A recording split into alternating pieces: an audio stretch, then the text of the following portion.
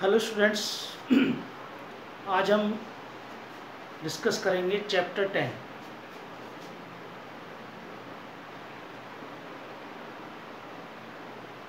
Sections 182 से 238, ठीक है, 238 तक है और इसका नाम है, चैप्टर का नाम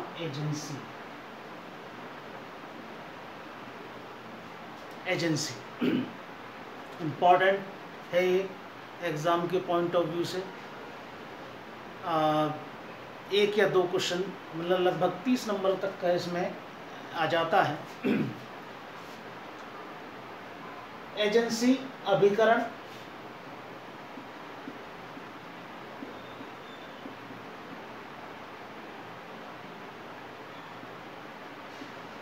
अभिकरण।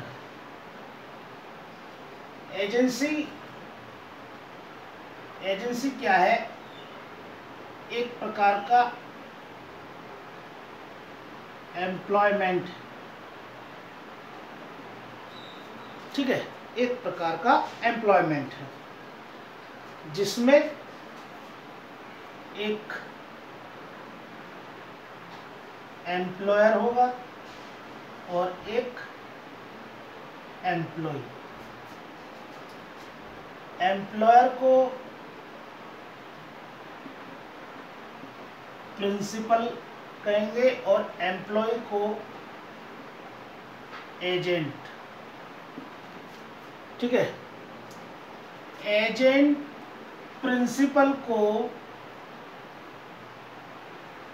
किसी थर्ड पर्सन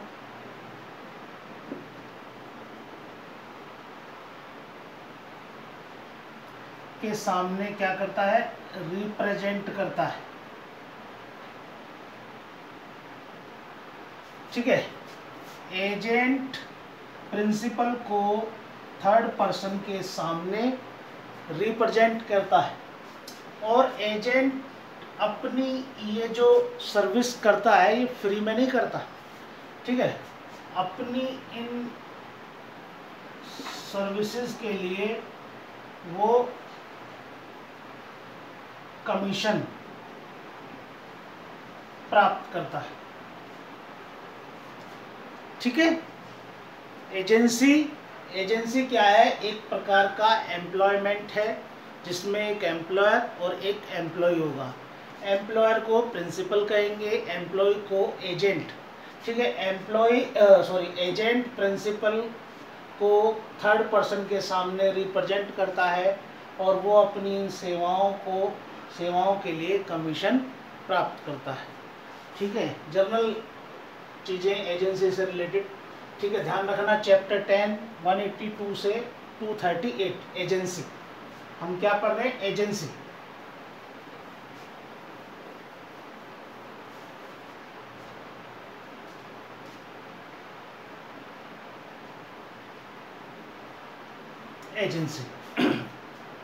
ठीक है।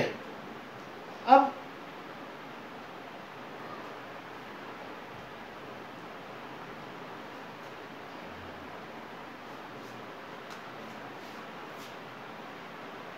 हमने देखा सेक्शन 185 कहता है कि नो कंसिडरेशन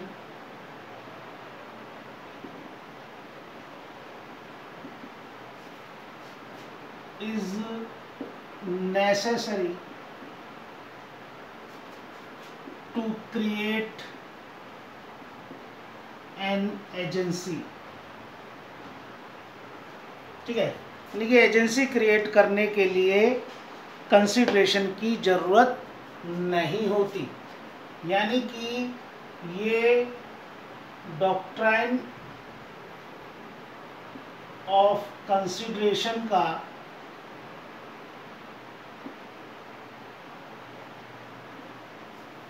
क्या है? एक्सेप्शन है। एजेंसी क्या है? एजेंसी डॉक्ट्राइन ऑफ कंसिडरेशन का एक्सेप्शन है, भाई इसमें यही तो कहा कि नो कंसिडरेशन, कंसिडरेशन की जरूरत नहीं। और डॉक्ट्राइन ऑफ कंसिडरेशन क्या कहता है, सेक्शन 25 कि an agreement without consideration is void, यानी कि बिना कंसिडरेशन के एग्रीमेंट क्या है, वॉइड होता है। लेकिन ये क्या है, एक्सेप्शन में। जब हमने कॉन्ट्रैक्ट में सेक्शन 25 पढ़ा था तो उसमें एक्सेप्शन में भी देखा था सेक्शन 185 को कि इसको कंसिडरेशन के एक्सेप्शन में। तो ये क्या है, एजेंसी क्या है, डॉक्ट्राइन ऑफ कंसिडरेशन का एक्सेप्शन है। ठीक है जी। और एजेंसी में क्या होता है, एजेंसी में जो लायबिलिटी एक्सटेंड हो जाती है, एक्सटेंड्स हो जाती है। किसकी लायबिलिटी एक्सटेंड होगी, प्रिंसिपल की।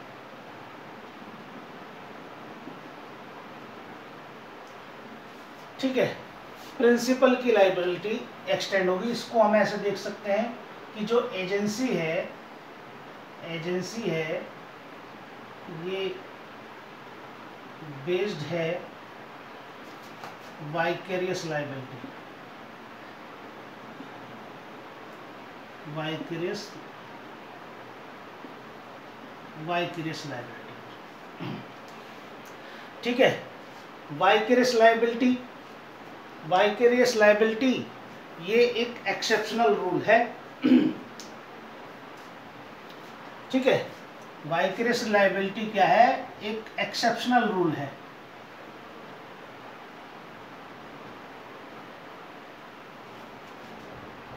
एक्सेप्शनल रूल है।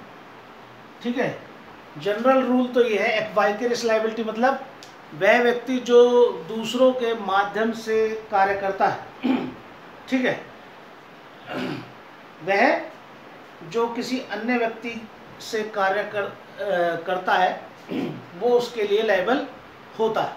ठीक है, वाइकेरियस लायबिलिटी जनरल रूल तो ये है कि भाई कोई भी व्यक्ति केवल अपने द्वारा किए गए कार्य के लिए लायबल होता है।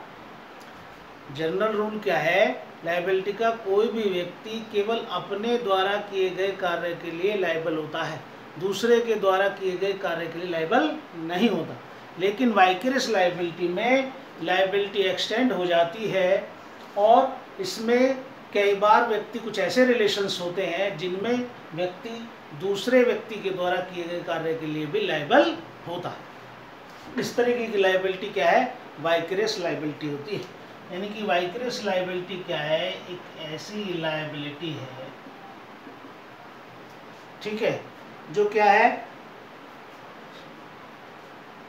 जो एक पर्सन इनकर्स उठाता है, इनकर्स फ्रॉम another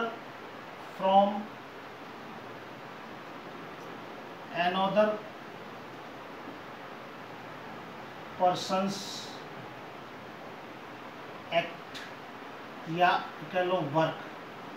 किसी वाइकेरियस लायबिलिटी क्या है, एक ऐसी लायबिलिटी है जो एक person incurs from another persons act, जो दूसरे व्यक्ति के द्वारा किए गए कार्य से उठाता है। ठीक है, वाइकेरियस लायबिलिटी।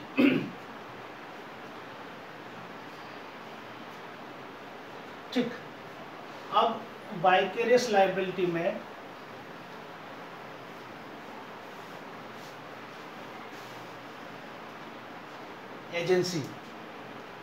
एजेंसी के लिए हमें 3 लैटिन मैगजीन भी देखने होंगे।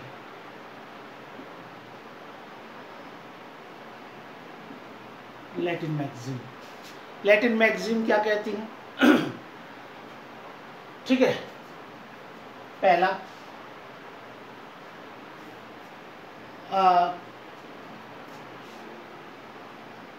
कि फैसिट पर एलियम, ठीक है, फैसिट पर सी। क्यों फैसिट पर एलियम, फैसिट पर सी, यानी कि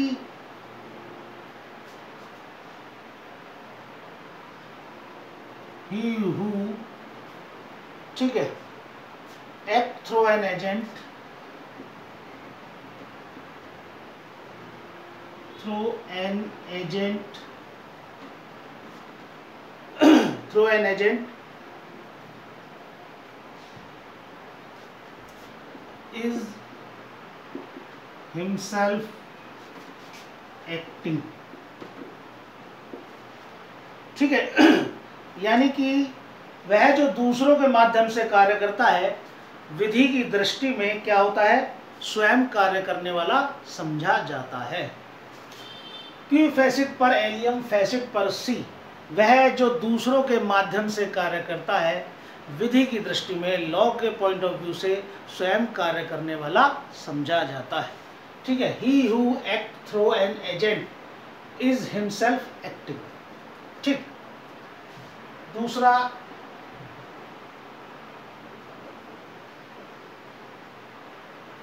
रेस्पोंडेंट सुपीरियर, यानी कि जो सीनियर है या जो हेड है वही रेस्पॉन्सिबल होना चाहिए, ठीक है। सीनियर या हेड ही रेस्पॉन्सिबल, उत्तरदायी होता है। तीसरा, एक और लैटिन मैगजीन है, ठीक है, डेलीगेटस नॉन पोटेस्ट डेलीगेयर, डेलीगेटस नॉन पोटेस्ट डेलीगेयर, यानी कि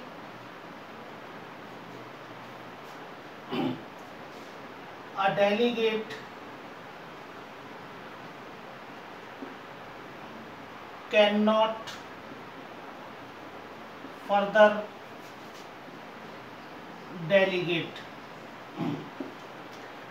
a delegate cannot further delegate, यानी कि प्रत्यायोजी आगे प्रत्यायोजन नहीं कर सकता, ठीक है।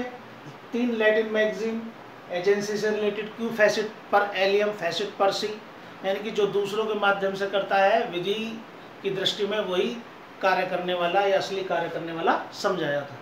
रेस्पोंडेंट सुपीरियर, ठीक है, श्रेष्ठ व्यक्ति ही उत्तरदायी होना चाहिए, ठीक है। डेलीगेटस नॉन पोटेस्ट डेलीगेट, यानी कि प्रत्यायोजी आगे प्रत्यायोजन नहीं कर सकता, ठीक है।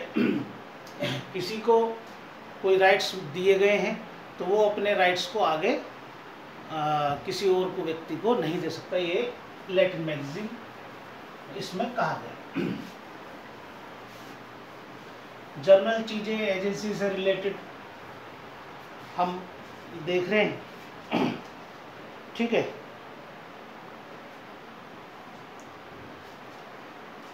ये प्रिंसिपल, ठीक है,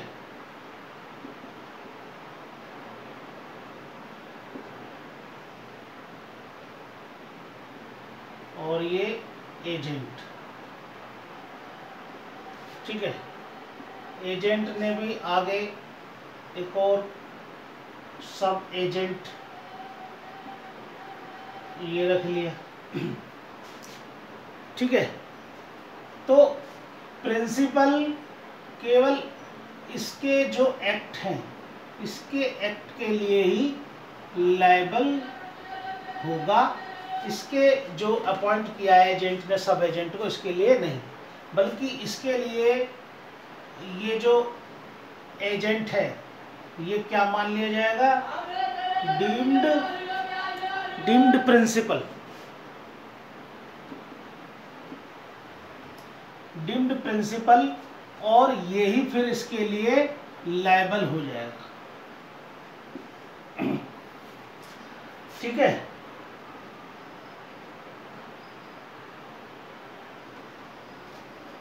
एजेंट के कार्यों के लिए लायबल कौन है, प्रिंसिपल, ठीक है, ये लायबल है, और इसके कार्यों के लिए ये एजेंट एजेंट को हम डीम्ड प्रिंसिपल मान लेंगे और यही लायबल हो जाएगा। दरअसल इसमें क्या है, इसमें ध्यान रखना है कि ये जो सब एजेंट है, ठीक है, ये ऑथराइज्ड है कि अनऑथराइज्ड, ऑथराइज्ड है कि अनऑथराइज्ड। अगर ऑथराइज्ड है तो इसके एक्ट के लिए प्रिंसिपल लायबल होगा, ठीक है। और अगर ये अनऑथराइज्ड है तो इसके लिए ये जो एजेंट है ये ही लायबल होगा, ठीक है। और इसको हम इसके लिए, इसके इस एक्ट के लिए अनऑथराइज जो सब एजेंट है उसके एक्ट के लिए एजेंट लायबल होता है, प्रिंसिपल लायबल नहीं होता, ठीक है जी। तो ये हमने कुछ एजेंसी से रिलेटेड जर्नल चीज़ें आज हमने देख ली। कल हम इसमें सेक्शंस को स्टार्ट करेंगे। Thank you students.